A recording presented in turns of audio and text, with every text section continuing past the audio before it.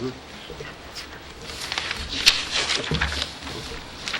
and gentlemen, good evening. I'd like to call this meeting to order. If you would stand, please, we'll have our invocation and our pledge of allegiance.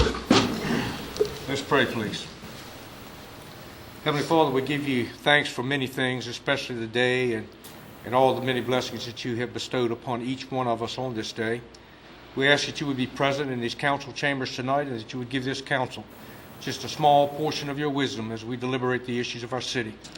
We pray, Heavenly Father, that all the decisions that are made here tonight will be in the best interest of those that we are serving. And we make our prayer in your Son's name. Amen.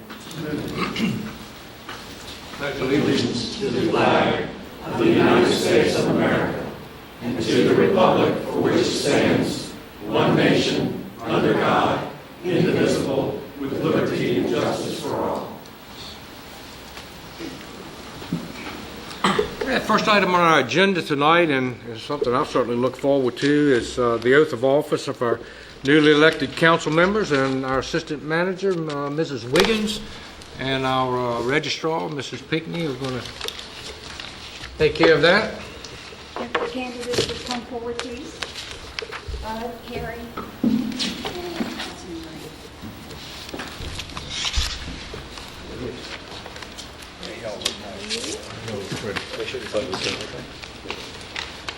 And we're going to start with our senior member, and that's Carrie Freeman.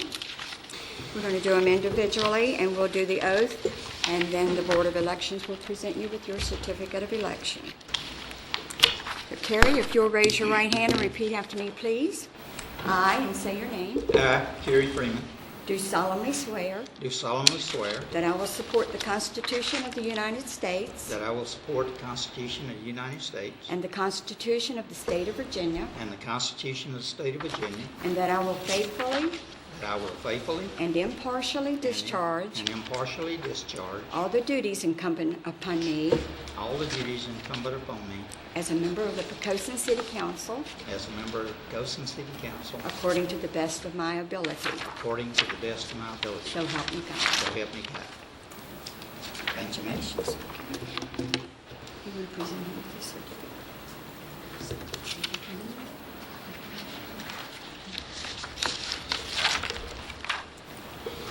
Okay, Councilman Selfie, raise your right hand. Repeat after me, please. Say your name. I I, Charles Salvatore, do solemnly swear do solemnly swear that I will support the Constitution of the United States that I will support the Constitution of the United States and the Constitution of the State of Virginia, and the Constitution of the State of Virginia, and that I will faithfully and that I will faithfully and impartially discharge and impartially discharge all the duties incumbent upon me all the duties incumbent upon me as a member of the Poquoson City Council as a member of the Poquoson City Council according to the best of my ability. according to the best of my ability. So help me God. So help me God.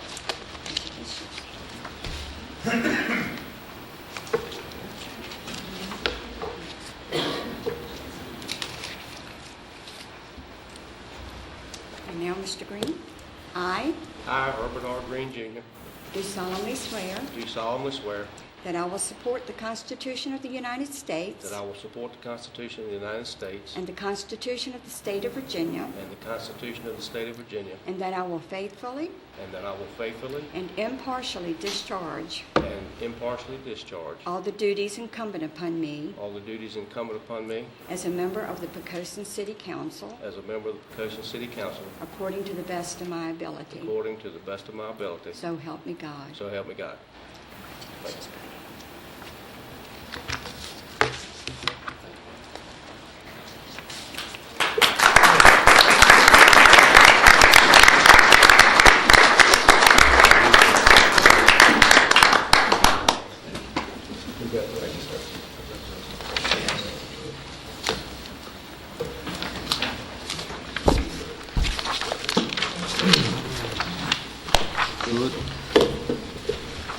Okay, next item on our agenda is the election of our vice mayor, the appointment of our city manager, the city clerk, city attorney, and a deputy city clerk, and we'll take the vice mayor first. Mr. Mayor, I'll make the motion that I move that we adopt a resolution electing a vice mayor of the city of Poquoson by inserting the name of W. Eugene Hunt Jr. Okay? Second. All right, we have a motion made and seconded that we adopt the resolution.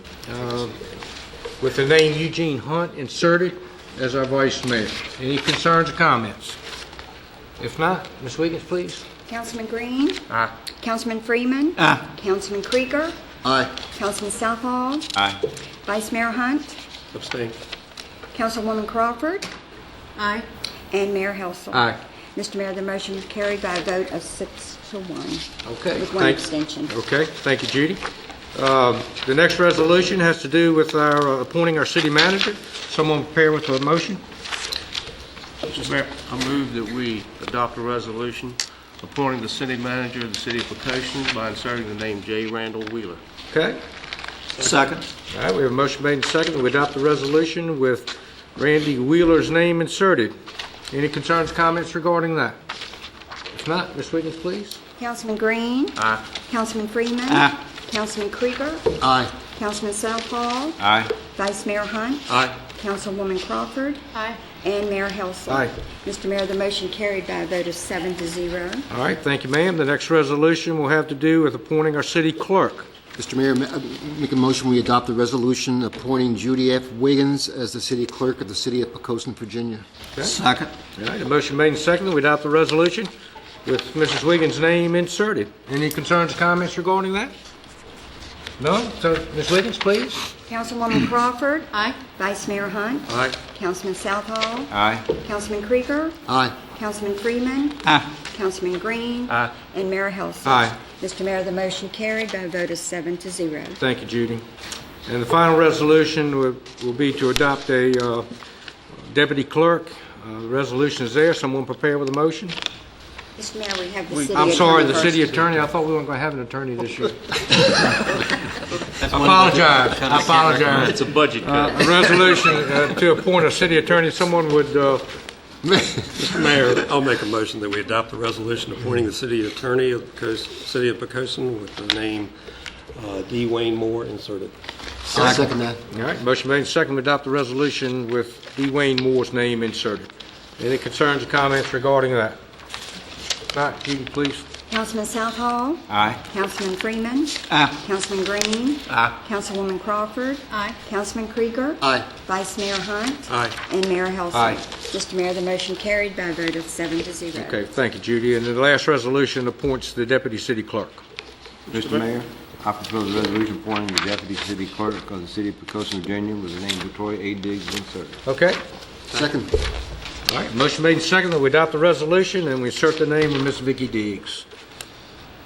Any comments, any concerns? None? Ms. Wiggins, please. Vice Mayor Hunt? Aye. Councilman Krieger? Aye. Councilwoman Crawford? Aye. Councilman Green? Aye. Councilman Freeman? Aye. Councilman Southall? Aye. And Mayor Helsel. Aye. Mr. Mayor, the motion carried by a vote of 7-0. Thank you, Judy. Next item on our agenda is some certificates for long-term employees, and Randy, I'm going to join you as we do that, and then we're going to ask those folks if they would come by council so that you might say something to them as well.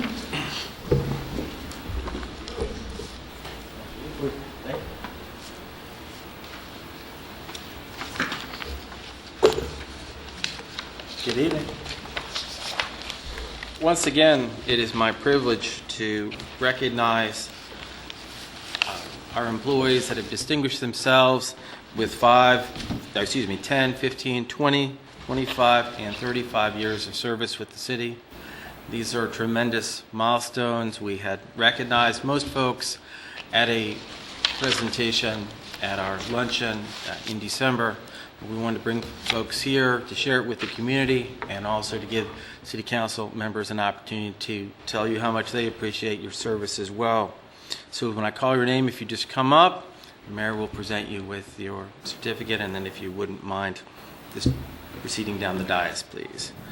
First, with 10 years service, Claudia Fatzis with the police department. She actually has 12 years of service. It's an interesting story. We don't have time for it, but we included Judy buying Claudia flowers.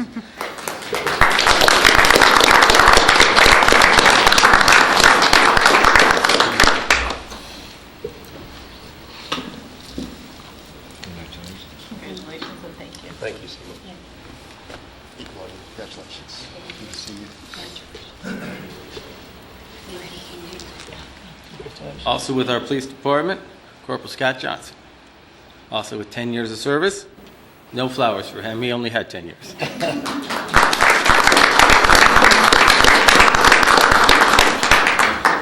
Thank you for your service. Thanks so much. Appreciate it. There's Jeff. Scott, thanks for being here.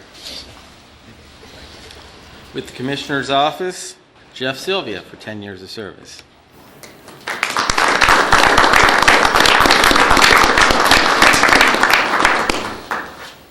Congratulations. Thank you. Thanks. Appreciate it. 49 and 10 years of service. All the same years. And also for 10 years, our Commissioner of the Revenue, Graham Wilson.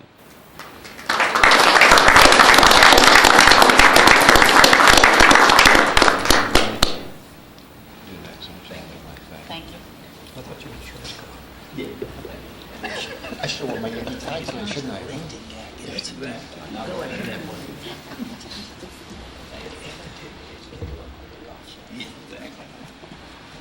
And lastly, with 10 years of service, Jessica Wood from our Finance Department. Thank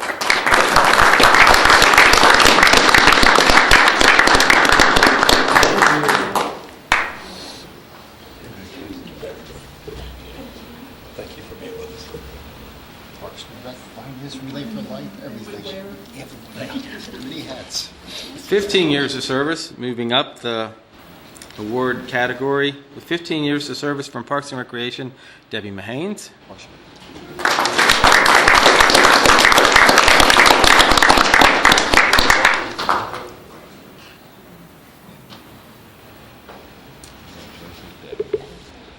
you. Job well done.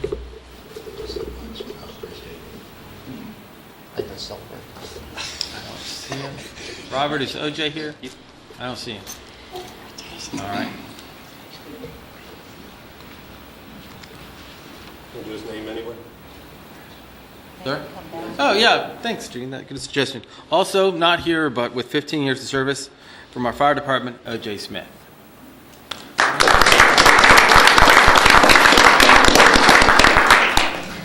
For 20 years of service, we have 3 individuals from our Parks and Recreation Department. Dave Callis.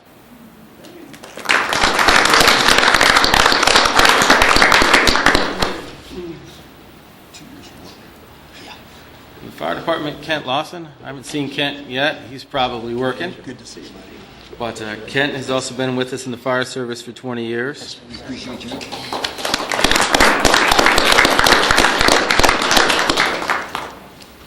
And I don't see him, but we're going to read his name. I think we all know where he is. 20 years of service, Tom Jones with Public Works.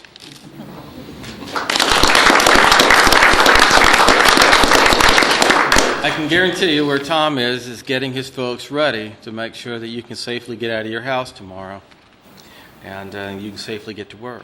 And we're thankful for him and all the people that work with him.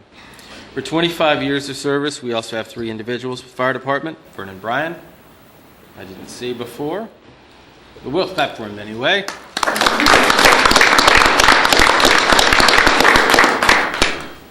Milton Diggs, who I expect is out with Tom, but with 20 years of service, and he's here. Dale Simmons, Police Department.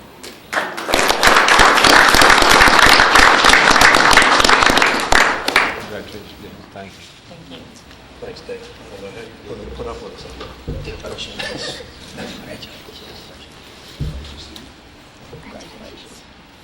Down to the final 3 for the evening. With 30 years of service with the city, Judy Wiggins.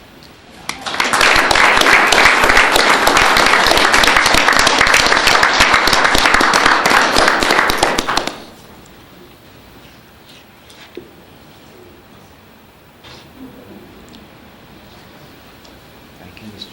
Does not mean you can retire. Thank I don't know you. what we'd do without you. Also, with 30 years of service, Michael Bryant.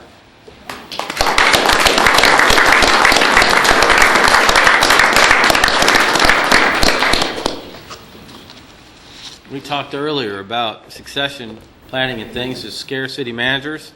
And Mr. Bryant standing here and his boss is coming next. You're welcome.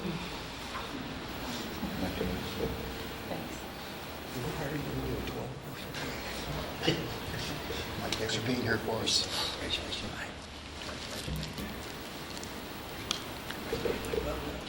Lastly, for this evening, with 35 years of service with the city, our Fire Chief, Robert Holloway.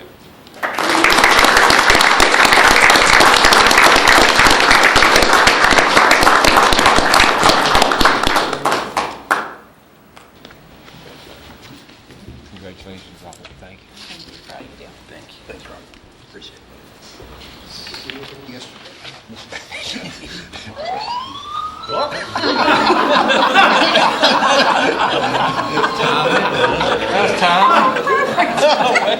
You couldn't hear that on TV. That was Robert's cell phone going off.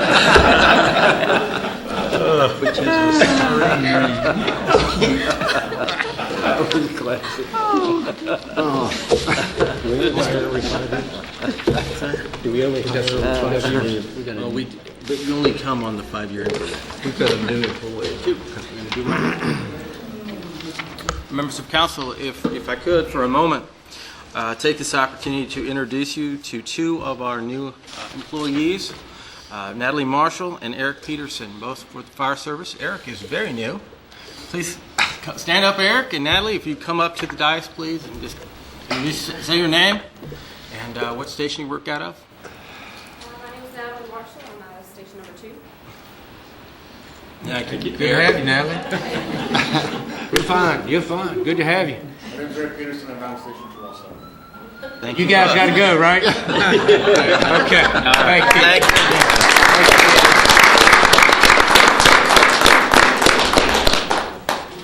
you. Okay. You have something else, Rick? You want to do the summary of previous? Yeah, I just was going to say to the public that we had our first televised work session tonight. It went very well, and for those of you who may have missed it, Mr. Wheeler is going to give a brief summary of what was discussed. Actually, if it's all right, I'll ask Mrs. Owens to do that. She's prepared, and That would be great. And then if it is the council's pleasure, we have had a couple of significant work sessions in the past several months, and it'd be appropriate to give you a brief update in the community on sort of where we are with the FEMA map process and also the test pay regulations. It's absolutely fine. We talked in the work session today about some preliminary budget items, and we talked about our income and that we derive it from 5 major sources. Those include property taxes, other local revenue, federal revenue, state revenue, and fees. Our state revenue for fiscal year 12 is largely unchanged, and we do not derive a significant amount of revenue from our federal sources. So that source of revenue should not affect the 12 budget. Other local taxes are expected to be slightly better than the budgeted revenue in the current year, and the fees will be analyzed as the budget submissions come in this week. Fiscal year 12 is a reassessment year.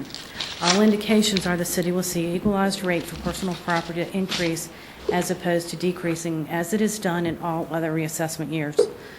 In order to help the public understand this and how it affects the budget, additional information will be sent with the reassessment notices. The sewer fund should have sufficient funds for the 12 operations, but additional funding is expected for the SSES consent order in fiscal year 13. In the current year, fund balance was used to balance the solid waste budget. Therefore, fee changes could be required in fiscal year 12. Continued general fund support to the Parks and Rec is also expected in fiscal year 12.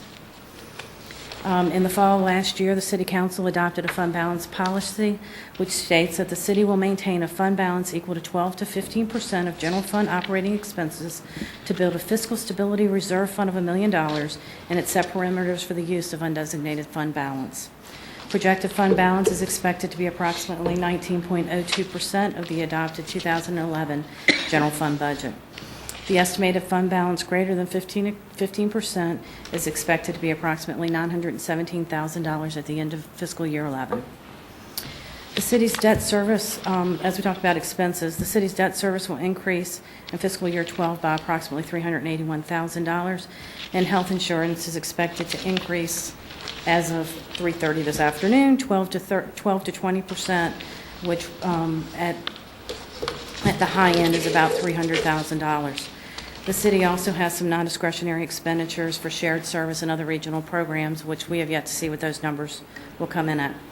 The school division's impact to their 12 budget is based on the governor's proposed budget is expected to be approximately $900,000.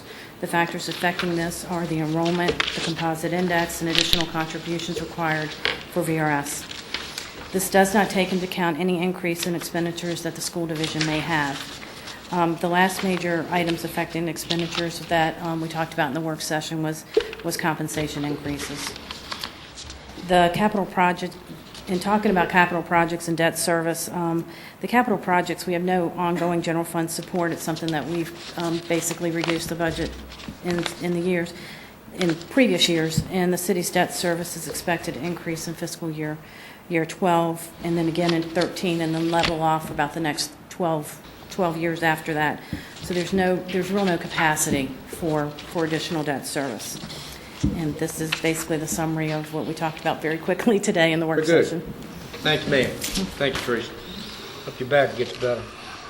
Ready to bring Debbie forward? Yes, indeed. Or Debbie, Yes, or indeed. Ellen, whichever you were going first. Debbie?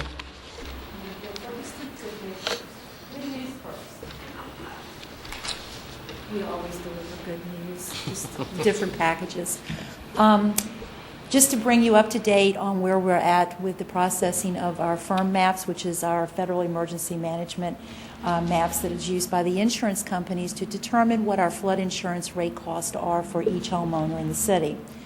As you all know, back in May, FEMA, who administers the federal insurance program, was kind enough to present us with updated maps.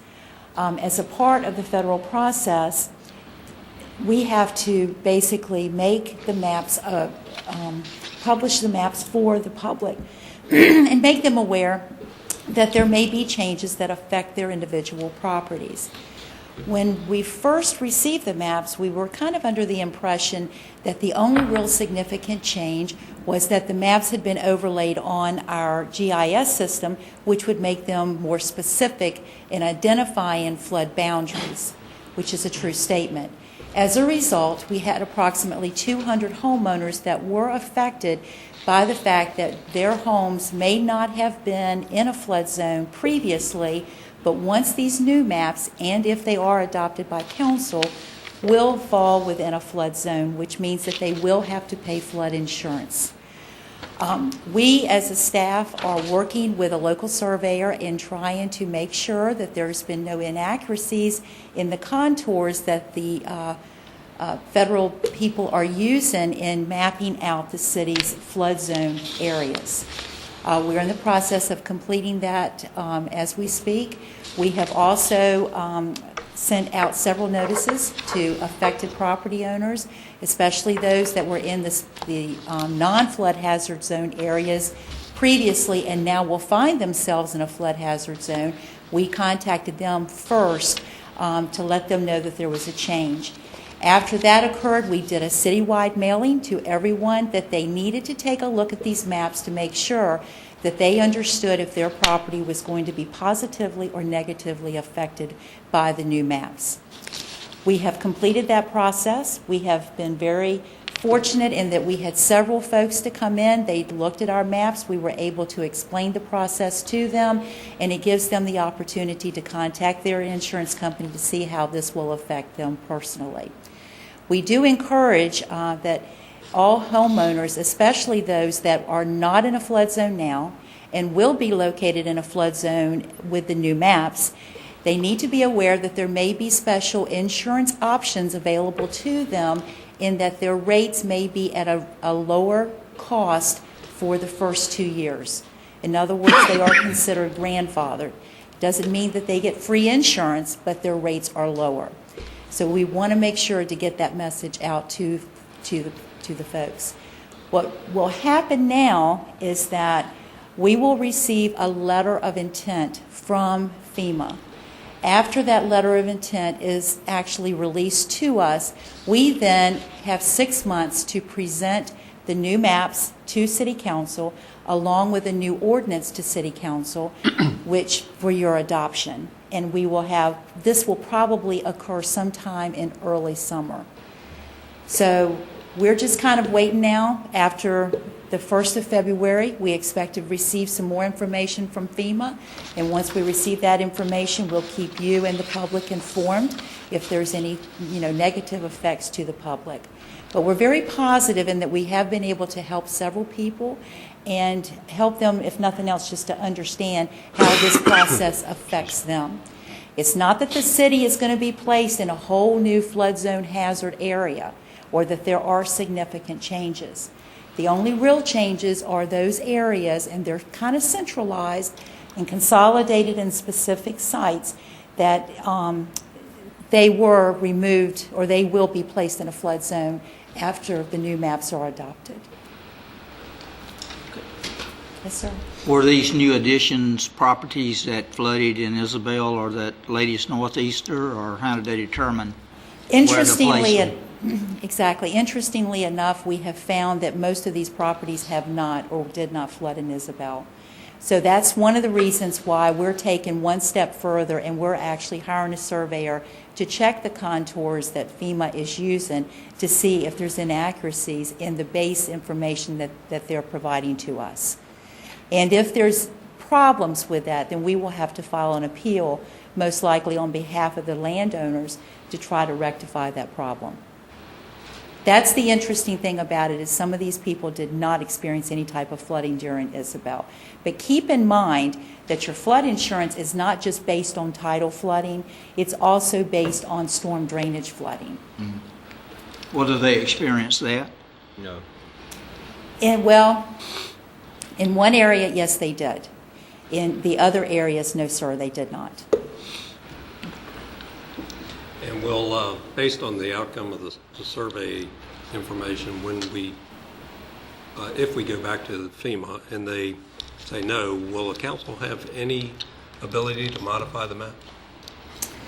You can always, either the council and or a landowner can always request a map revision and it does not have to be during an appeal process or a review process for an updated map. Anyone in the city that disagrees with the flood zone category that their property is located in, and especially if that property is located on fill, which means that it's a higher elevation, you can simply always apply to FEMA for an amendment to the map.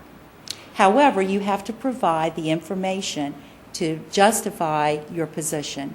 And most of the time, what that entails is hiring a surveyor to do an elevation certificate on your property.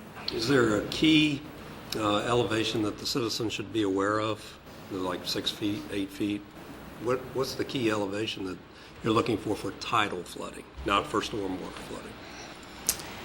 I would say use 6 feet as your base.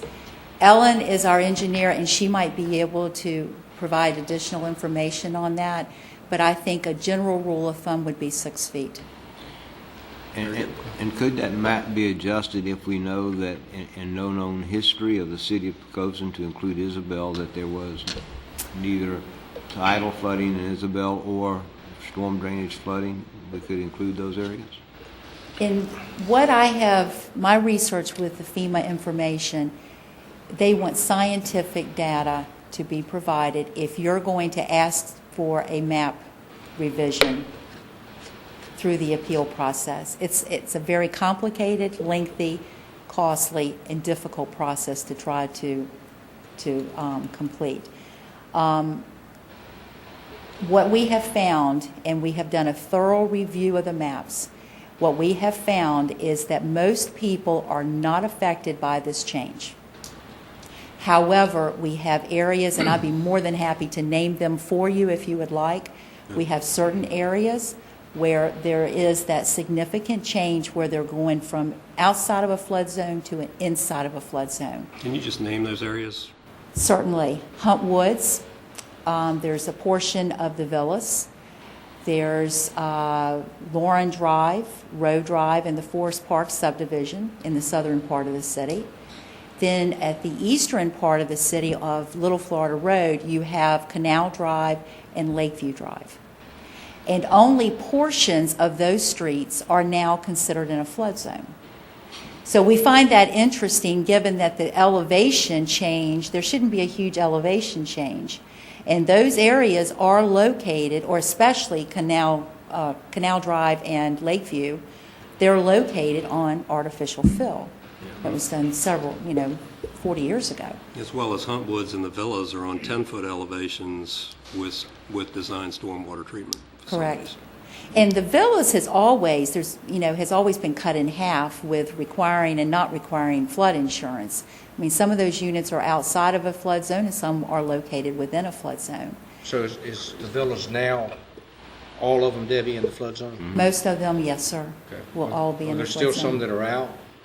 No, actually, all of the villas will be located in a flood zone. So the ones that were not flooded during Isabel, now they want them in a flood zone? Correct. I have a question just about helping homeowners try to figure out whether, about their elevation. Don't handheld GPSs tell you your elevation? So they could find a quick number to see whether they should pay for a surveyor, because that's a few $100s, am I correct? For an official survey? But wouldn't a handheld GPS unit, do we have one in the city that's accurate as They far as we probably know? still have to have it certified. But it would give me an indicator whether I would be wasting my money to get a surveyor. I think it depends on the unit itself, and someone would have to be very familiar with the operation of that unit to make sure that it's accurate. So as far as you know, we don't have one in the city Not that I'm would be aware accurate of. that we could help out with? No, ma'am. But we have negotiated with the local land surveyor in that the property owner still has to pay the city for the service, but the land surveyor has agreed to a lower price to provide this elevation certificate for the landowners that are interested. Just believe they don't have to pay the city.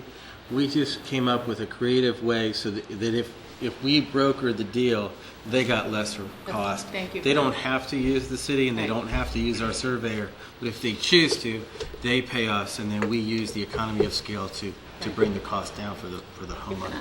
Will they be notified when they can do that? We're working with them, yes, sir. And it's an option for them. It's like, So all the new areas that have been identified have been notified that they're now in a flood zone? Like all Yes. the villas, Canal Drive, Lakeview, they all know? we notified them first Okay. with letters. And then because it caused some confusion amongst the rest of the public, we decided that we just go ahead and send a citywide mail-in so that everyone was aware that there may be a problem.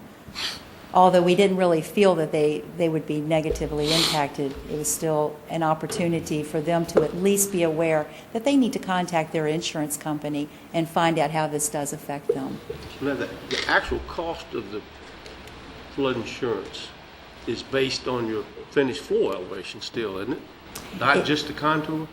It's not, well, no, it's based on your finished floor elevation once you're determined to be within a flood hazard zone. Right.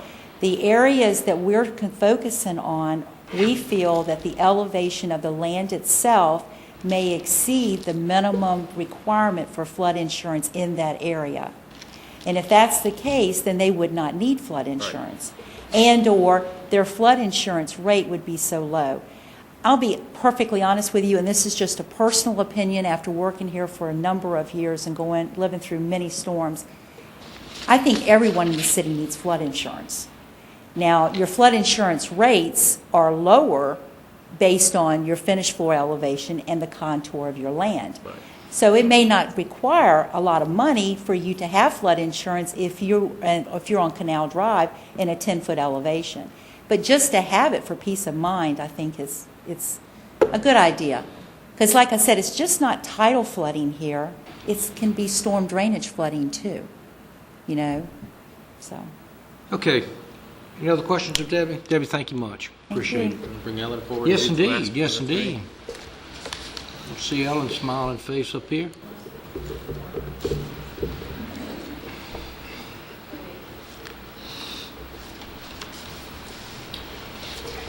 Okay, now that we've done flood insurance, I'm giving you an update on the Chesapeake Bay TMDL. Since we had the work session, there have been a couple new developments. We know a little bit more information. So let me start out by saying we're only about halfway through the rulemaking process.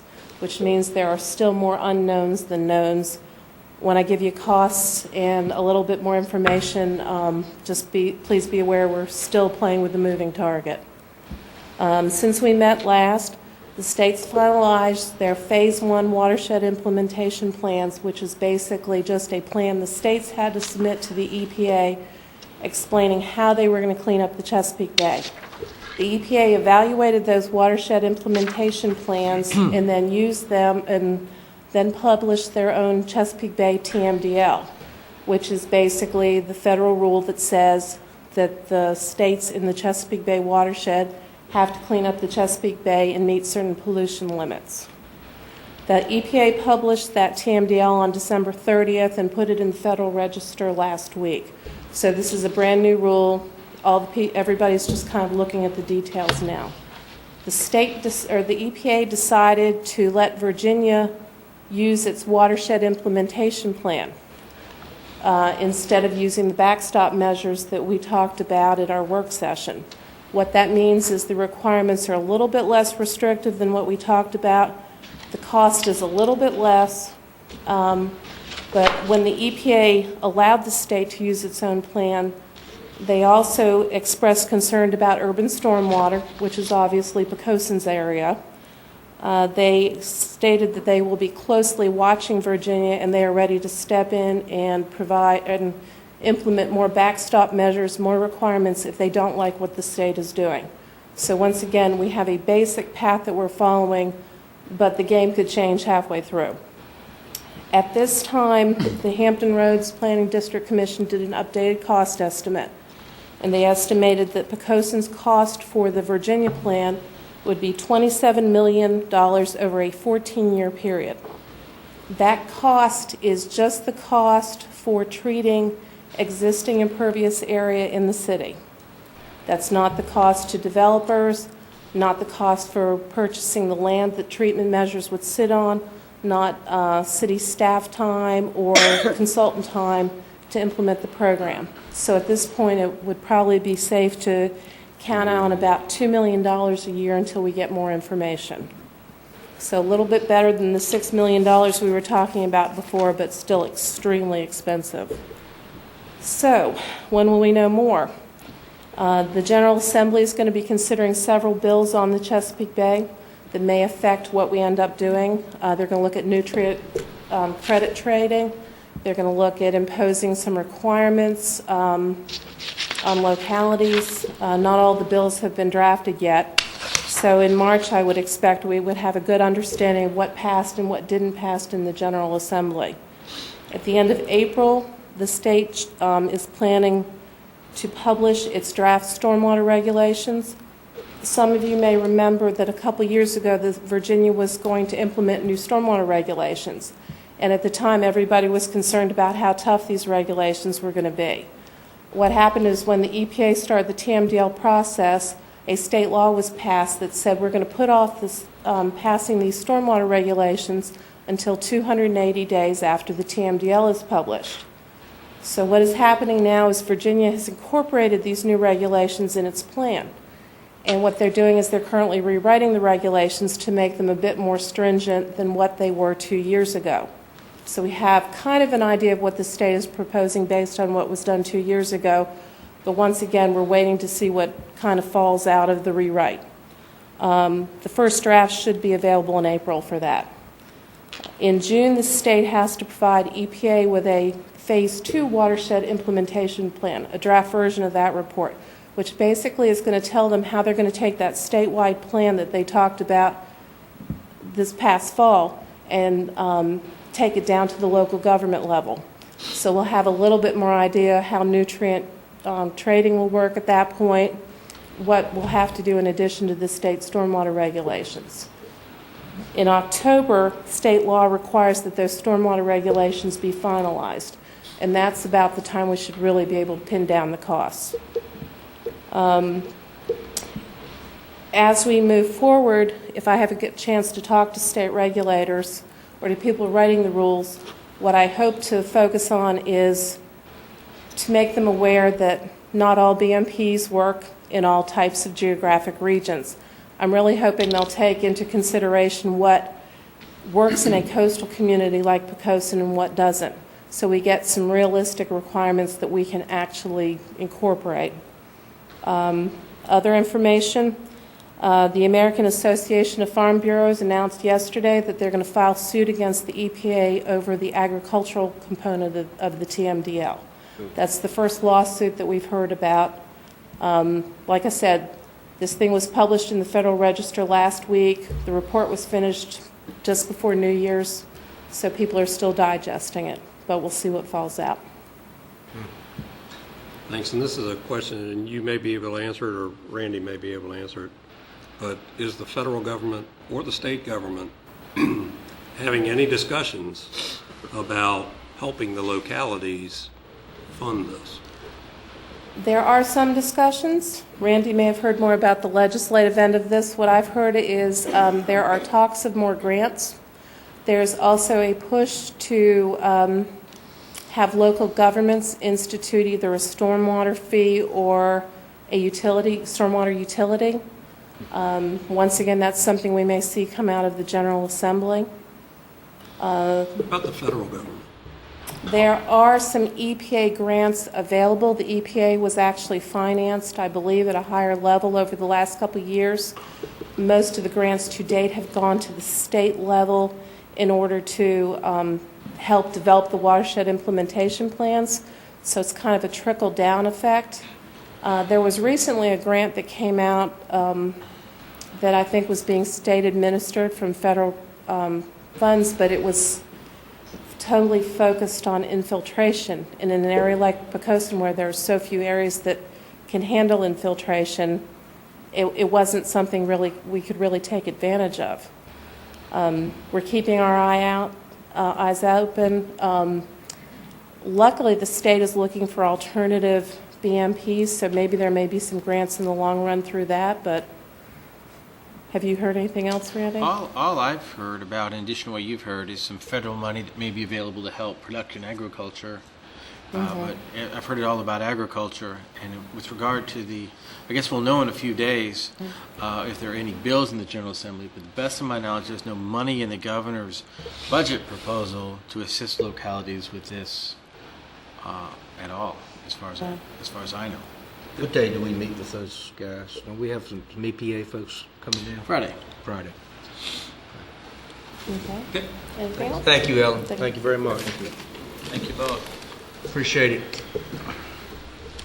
All righty, let's move on then to our audience for visitors. If there's anyone in the audience who would like to address council on any topic, we'd be delighted to hear from you at this time. Okay, seeing none, let's move on to the approval of our minutes. One regular session, December the 13th, please. Mayor, I'll make a motion that we adopt the minutes of the regular session of December 13th as amended. Okay. Second? All right, we have a motion made second that we adopt the our minutes from December the 13th, 2010. Any concerns, comments, questions, additions, correct, any of those? Okay. Judy, please. Councilman Green? Aye. Councilman Freeman? Aye. Councilman Krieger? Aye. Councilman Southall? Aye. Vice Mayor Hunt? Aye. Councilwoman Crawford? Aye. And Mayor Helsing? Aye. Mr. Mayor, the motion carried by a vote of 7-0. All right, thank you, Judy. We'll move on to unfinished business. The first item and only item is an ordinance amending the Code of Ordinances pertaining to real estate tax relief. We discussed this at our last meeting. I think it passed unanimously, so I would ask if someone has a motion, unless you have comments about it, I Randy? just wanted to note that you had asked us in bringing it back to final version to bring back sort of an automatic adjuster clause. You'll find that on the second page of the ordinance, subparagraph D. Other than that, no change. Right, and I think that was an excellent point brought forth by council. I'm glad it's in there. Appreciate that. Then, Okay. Any other comment? I'll make a motion that we adopt an ordinance amending the Code of Ordinances of the City of Poquoson, revising Section 74, 113, 14, 15, and 16 pertaining to real estate tax relief. Okay. Second. All right, motion made second, we adopt the ordinance. Any concerns, comments? Any questions? If not, Judy, please. Councilwoman Crawford? Aye. Vice Mayor Hunt? Aye. Councilman Southall? Aye. Councilman Krieger? Aye. Councilman Freeman? Aye. Councilman Green? Aye. Mayor Helsel? Aye. Mr. Mayor, the motion carried by a vote of 7-0. All right, thank you, Judy. Let's move on to new business. First item is the city manager's employment contract. We discussed that, I think I did with everyone by phone. There are no significant changes in that contract. I would ask that someone would move that we approve the contract. Mr. Mayor, I move that we pass a resolution approving an employment agreement with the city manager. Okay? Second. All right, we have motion made second, we adopt the resolution. That's recording the city manager's contract. Any concerns, comments, any questions? If not, Ms. Wiggins, please. Councilman Southall? Aye. Councilman Freeman? Aye. Councilman Green? Aye. Councilwoman Crawford? Aye. Councilman Krieger? Aye. Vice Mayor Hunt? Aye. And Mayor Helson. Aye. Mr. Mayor, the motion carried by a vote of 7-0. Okay, thank you, ma'am. Thank you. Thank you for that. All right, let's move on to item 2, which is a resolution of recognition of Joseph N. Carter. Judy, can I get you to read that before someone... Resolution recognizing and honoring Joseph N. Carter, Jr., former Principal Planner, Community Development Department. Whereas Joseph N. Carter, Jr. began employment with the City of Poquoson in February 2007 in the Community Development Department as a Principal Planner, and whereas during his 3+ years of employment, Joseph N. Carter, Jr. willingly assumed additional responsibilities and performed his duties in an exemplary manner, always being responsive and cordial to his co-workers and the citizens of Poquoson. And whereas Joseph N. Carter, Jr. resigned his position as Principal Planner effective November the 12th, 2010, to accept employment elsewhere. And whereas it is deemed to be fitting and appropriate that Joseph N. Carter, Jr. be recognized and commended for his years of employment with the city and the many contributions he made to the organization. Now therefore be it resolved that the Council of the City of Poquoson does hereby express its sincere appreciation to Joseph N. Carter, Jr. for his outstanding performance and dedication as an employee of the Community Development Department. And be it further resolved that best wishes for future success and happiness is extended to Joseph N. Carter, Jr., and a framed copy of this resolution presented to him as acknowledgement of the services he rendered to the City of Poquoson and its citizens. Thank you, Judy. Thank you. Okay, someone prepare with the motion? Mayor, I move that we adopt a resolution recognizing and honoring Joseph N. Carter, Jr., former Principal Planner, Community Development Department. Okay. Second. Motion made second that we adopt the resolution. Let's say something about Joe. He's planning misses him. I think the city will miss him as well. Just an outstanding, cordial, just a person full of integrity and honesty, and we wish him well in his new area. Okay, Ms. Wiggins. Vice Mayor Hunt. Aye. Councilman Krieger. Aye. Councilwoman Crawford. Aye. Councilman Green. Aye. Councilman Freeman. Aye. Councilman Southall. Aye. And Mayor Helson. Aye. Mr. Mayor, the motion carried by a vote of 7-0. All right, Judy, we'll move on to the resolution in recognition of E. Tom Marie, a member of our council, a former member of our council. Judy, would you mind reading that one as well, please? Resolution recognizing and commending E. Thomas Marie for his outstanding service to the City of Poquoson and its citizens. Whereas E. Tom Marie, very capably, honorably, faithfully, and with distinction, represented the citizens of Poquoson as a member of City Council from January 1, 2007 to December the 31st, 2010. And whereas the members of City Council recognized that such service and contributions were made at the sacrifice of his own personal time and that of his family who were supportive of him during his tenure. And whereas it is deemed befitting that E. Thomas Marie be commended for his representation of and service to the citizens of Poquoson.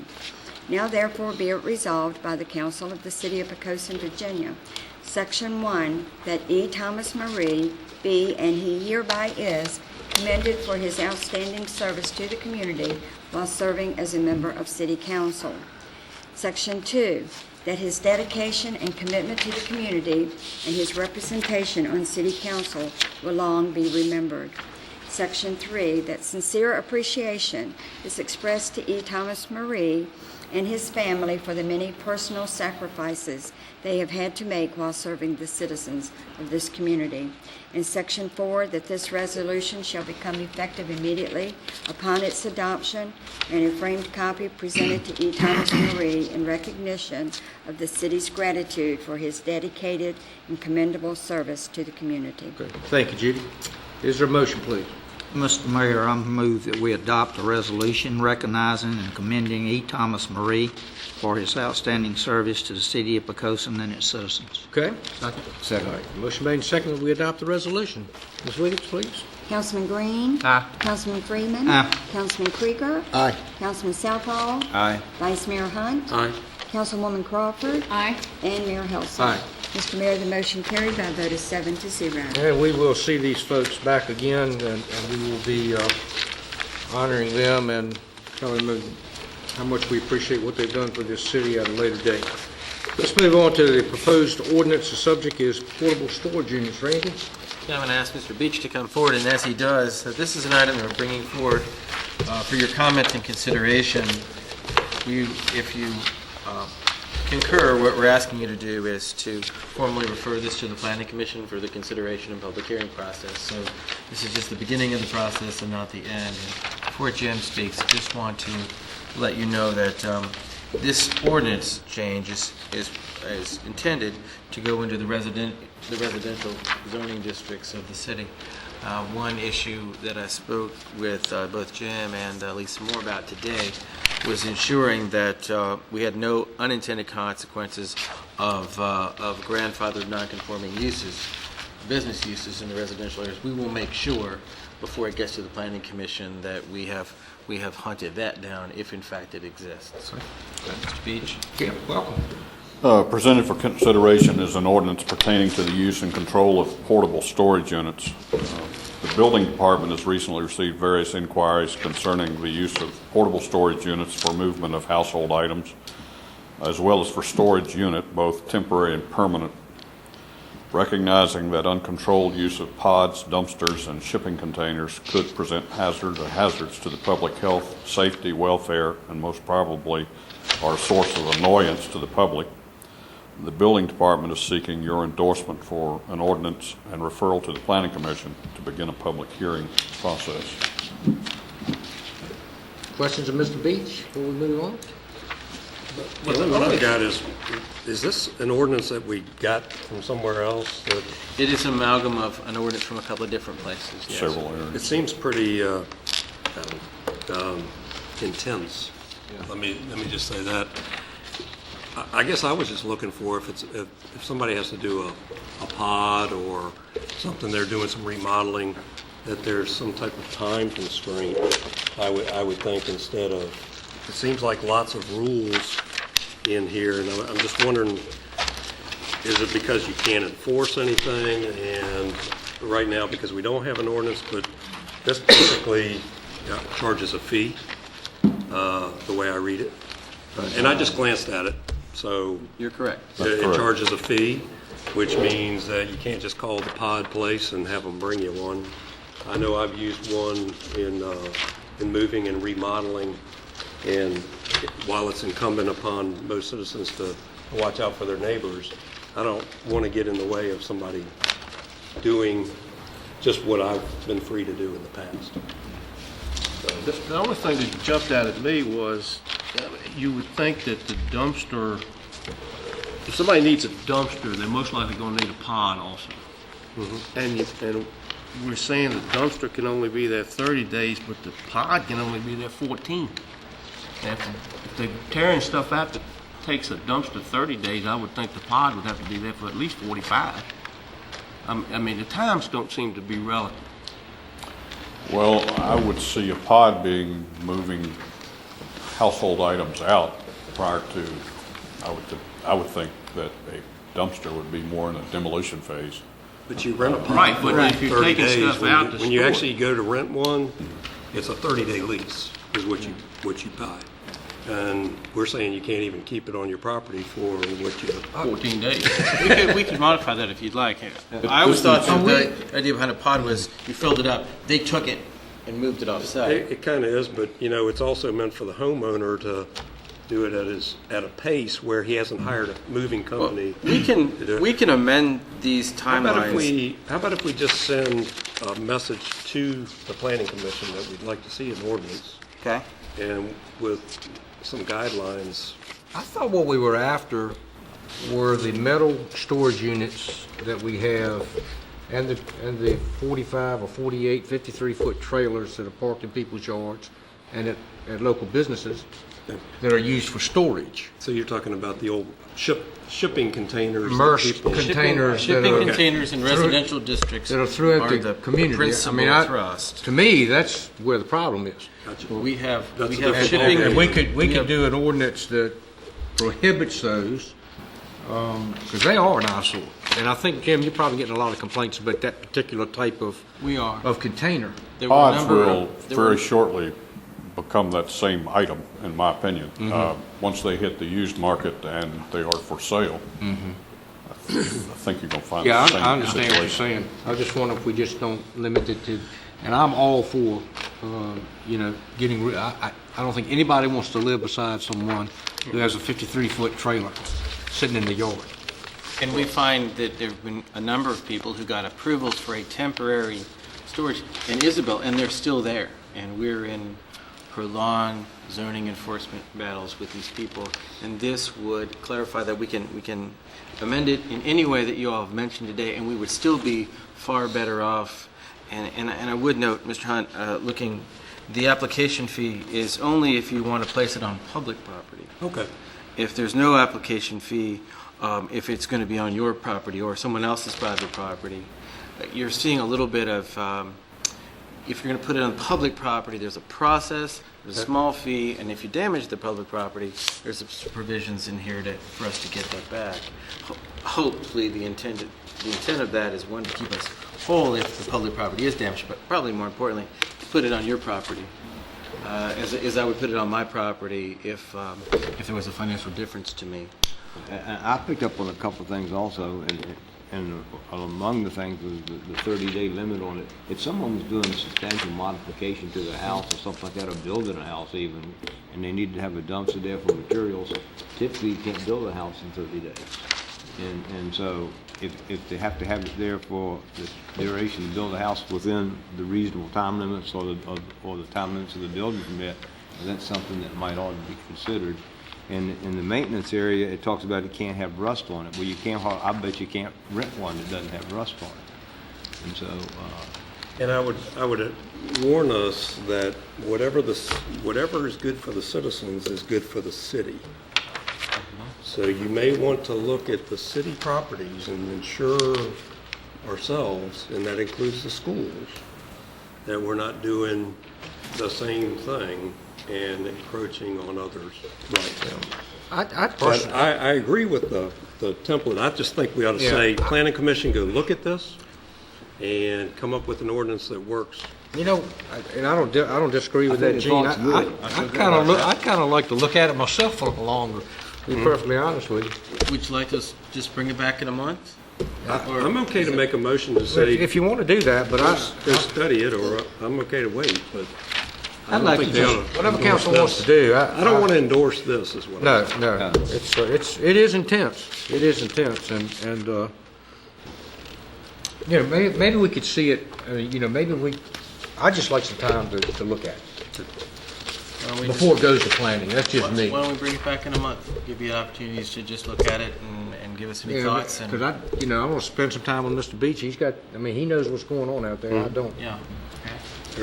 I'd like to just comment generally on Vice Mayor Hunt's opening statement about our regulations seeming to possibly be a little overbearing.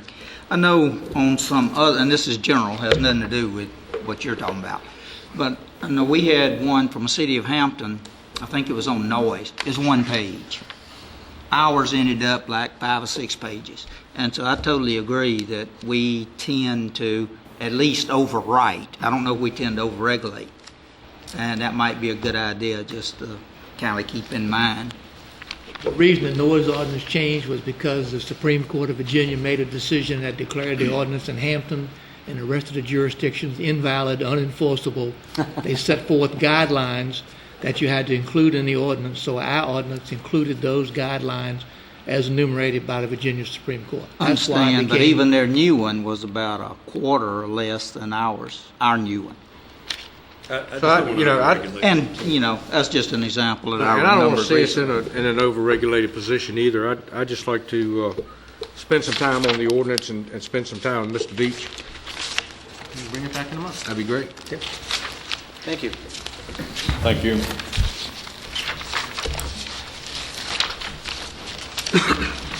Okay. That was short-lived, wasn't it, Randy? Wanted your thoughts. I meant it when I asked, what do you think? Okay, item 5 is a resolution making appointments to the Architectural Review Board. Tracy? Yeah, Mr. Mayor, I'd like to make a motion to adopt the resolution making appointments to the Architectural Review Board with the names inserted, Jim Beach, Craig Hudson as the architect, and Robert Cox. Okay.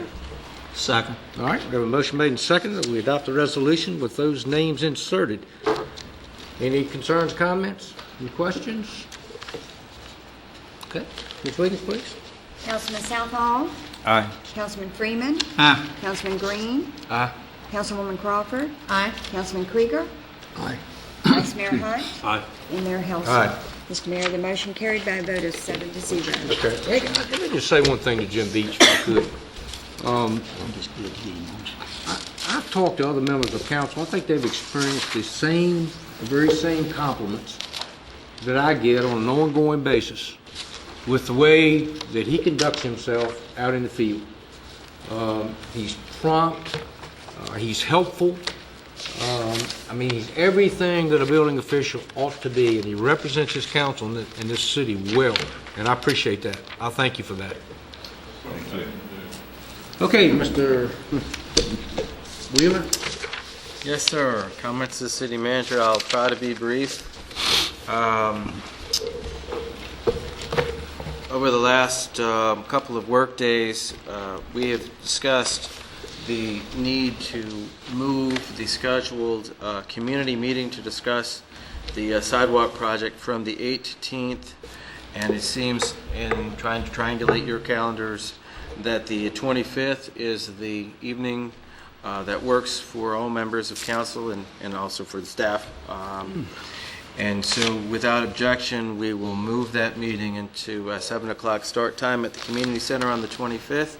And in the morning, we will send letters to all of the people we had previously invited, alerting them of the change of the date. If that's without objection.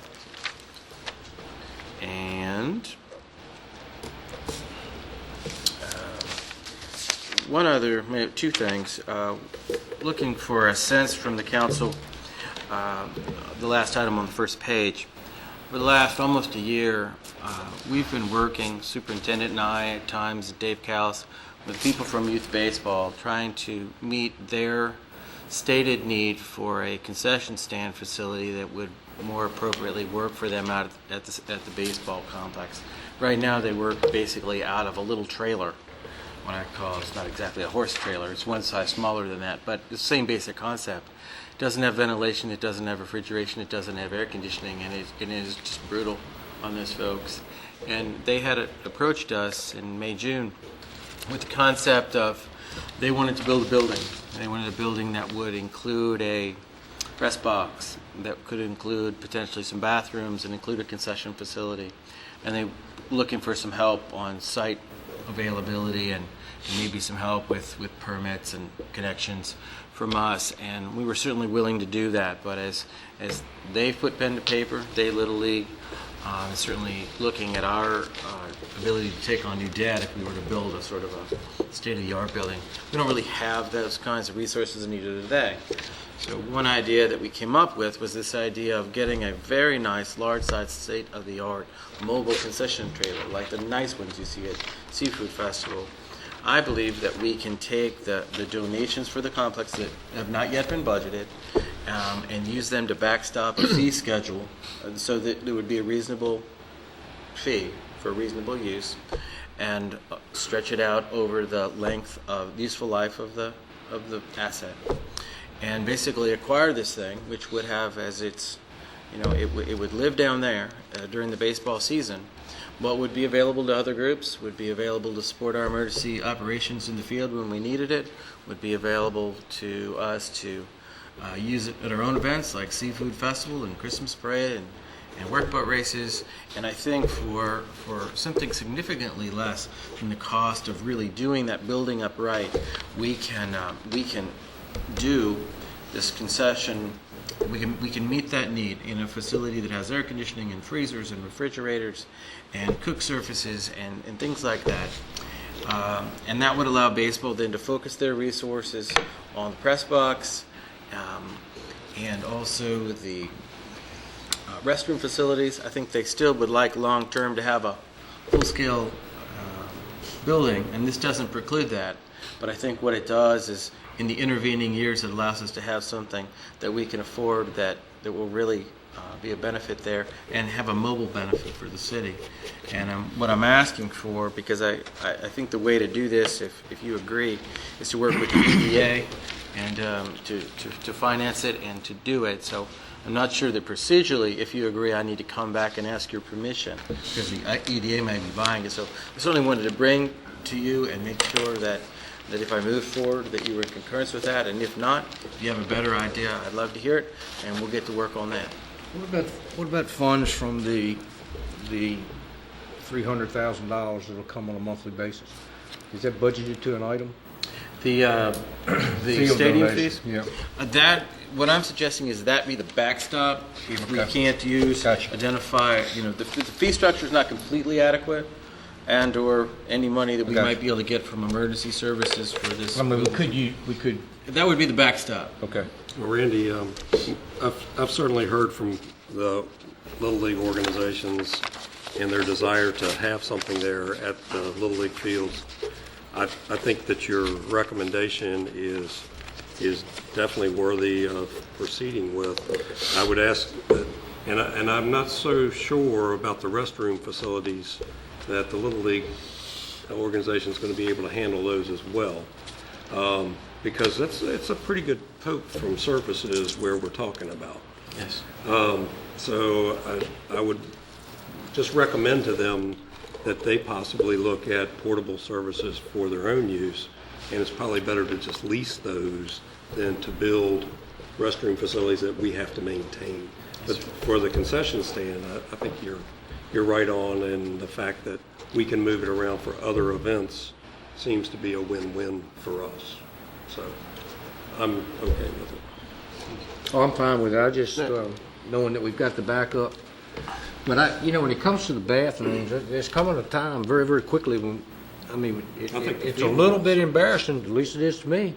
Yes, when we have championship football teams playing on that field, and it looks as nice as it does, and we send them into a bathroom, the tiles falling off the walls. Most of the toilet facilities don't work.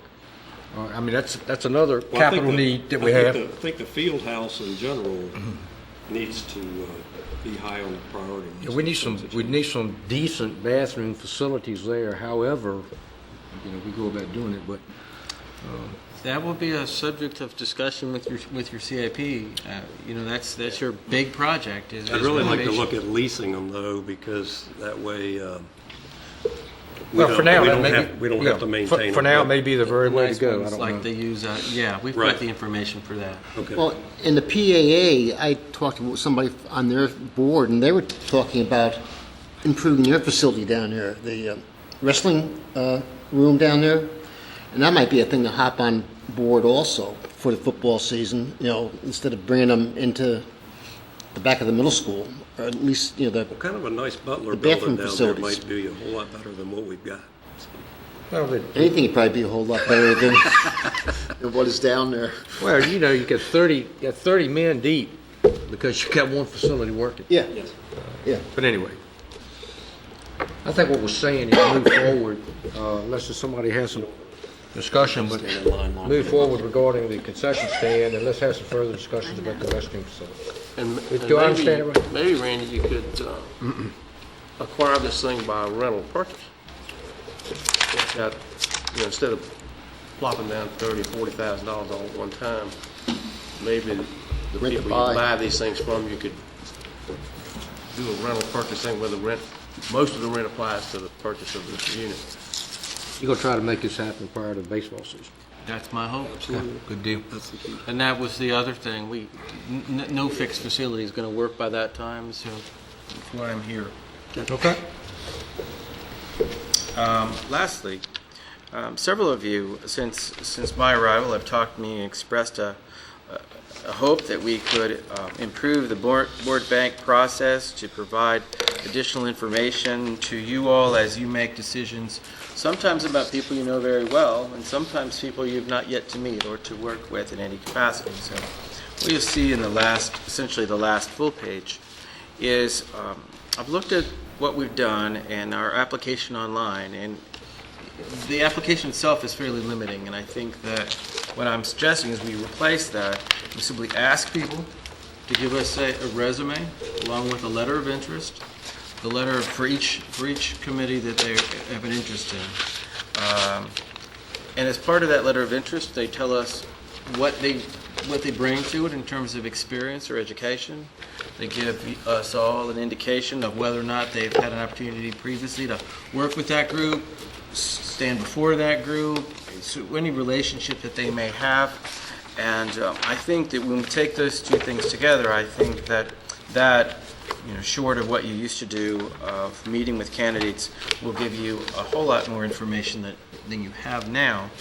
And if we couple that with some increased information on our part, on our website, which is obviously then available in hard copy, that explains to people exactly what this group does, what its charge or mission is, when it meets. The when it meets is already on the website, but the charge or the mission is not, generally, along with what required training or recommended training there is for that group, so that the individual expressing an interest knows really what he or she is really expressing an interest for. And then a final change, if you're okay with this, is just simply tell people that after a couple of years, their application, they need to resubmit.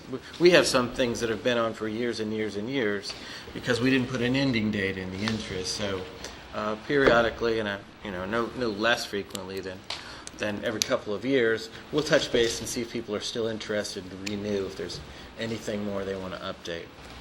So anyway, that's a proposed improvement. I'm looking for feedback if I've missed the mark or can improve upon this. I'd love to hear it, but we'd like to move forward and make some changes so that you've got the best information we can get for you when you're sitting here making appointments. I'm pretty much okay with what you want to do. Where you heading? Yeah, we've spoken about this before. I did want to mention to request resumes and letters. I don't want to discount people who may not have a resume from serving. So if you could phrase it in such a way that is requesting a letter and add your resume if you wish, sort of thing, because I don't want people to think because they don't have a resume they're not that we don't want them, but because we would be considering them. I think that was the only thing I would like to add to that. All right, we can amend it. And I would think we'd want to have hard copies of it in City Hall for those that may not have a computer. Absolutely. Okay. All right. Well, the only comment I got, and I'm all for exactly what you're saying there, but I still think that you ought to leave it optional for just a simple board bank application, because some boards we really have a hard time getting somebody, much less to write down a letter. It's to true. us. Filling out something is easier than writing a letter to some people. So what I would say is that, we're still going to evaluate, I guess, what we get, and a letter would be optional and encouraged, but I'm not sure that we would say it has to be. Otherwise, we may not have anybody on the BZA. Right. Or some of the boards where it's not great service, we really want them to serve. That's fine. Yeah. I think that the board bank application could use a little work. So not the same one that we have, but Right. an improvement. Okay. I got it.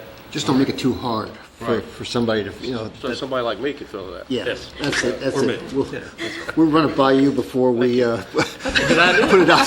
That's a good idea, Frank. And you can fill it out, then it's Got it? okay for everybody. Update the form and encourage the other stuff. 10 Done? form. Yes, sir. You're done. Okay, Mr. Southall, any comments?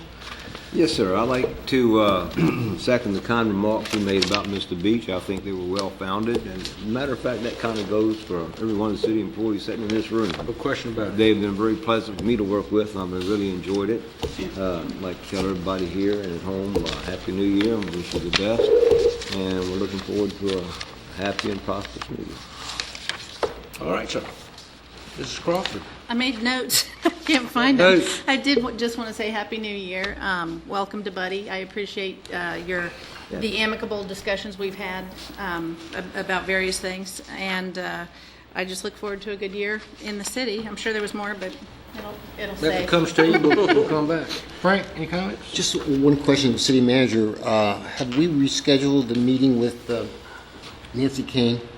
It was supposed to be on the 18th at 5 o'clock, and then we're going to have the meeting with... They're working on that. We're now. working It's on being it. worked? Okay. Yes, sir. Okay, that's it. Okay. Kerry? Well, I was just going to say welcome to Buddy. Thank you. That's all. Okay. Mr. Green? Just like to thank Randy and the staff for the work they've done so far on the idea of rolling the fees into the property tax, and there's more to come, and when it's finally massaged and ready, we'll present it to the council and see how it goes. And kind of as a public service announcement, I don't know how many people are aware, but there's a special election coming next Tuesday, Republican primary. I'm not making a pitch for any party, but all you have to be is a registered voter, and it'll be at Emmaus Baptist Church next Tuesday from 3 to 7. Okay. That all? That all, buddy? That's it. Okay, thanks. Gene? And I'll second the comment on welcoming Buddy to council. Looking forward to working with you, Buddy, again. And I will follow up, Preston, just a little bit harder. It's important to the citizens of Poquoson to participate in the primary. And while not endorsing any particular candidate, I will tell you that Poquoson has not been well represented in the past in that position.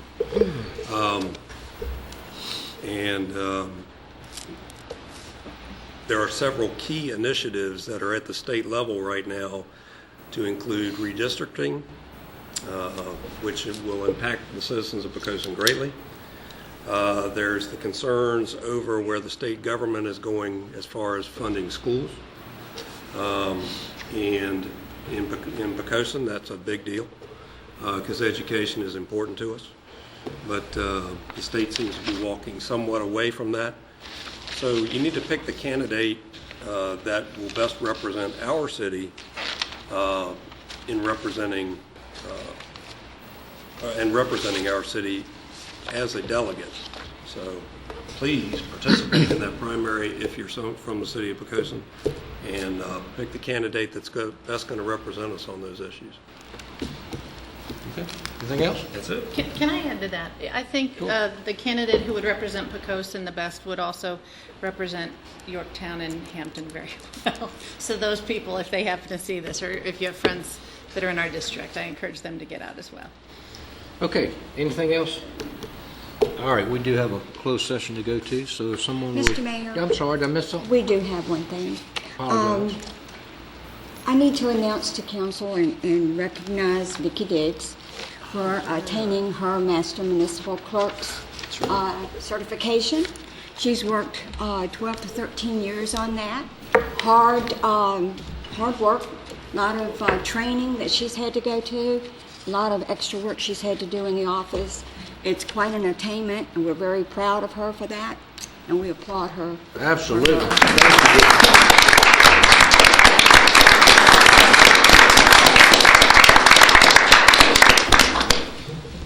Thank you, Judy, for that. I'm certainly glad we didn't get out of here without recognizing that. I know, Vic, you've worked hard to try to achieve that, and a lot of your own personal time has been spent, and then she comes back and uses all that here in the city of Poquoson. I just think it's I can't imagine her awesome business card now. Well, she Which got is it. gonna, By all which is gonna means. add MMC to the end of it, it's gonna go on for, for pages. Thank you. Congratulations, Vic, well done.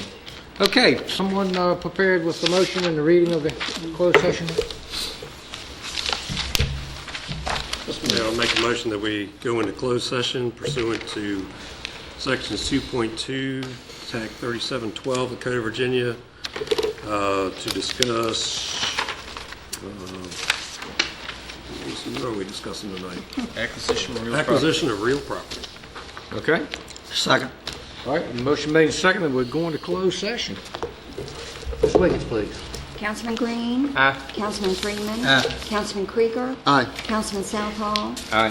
Vice Mayor Hunt? Aye. Councilwoman Crawford? Aye. And Mayor Helsel? Aye. Mr. Mayor, the motion carried by a vote of 7-0. Okay, thank you, ma'am.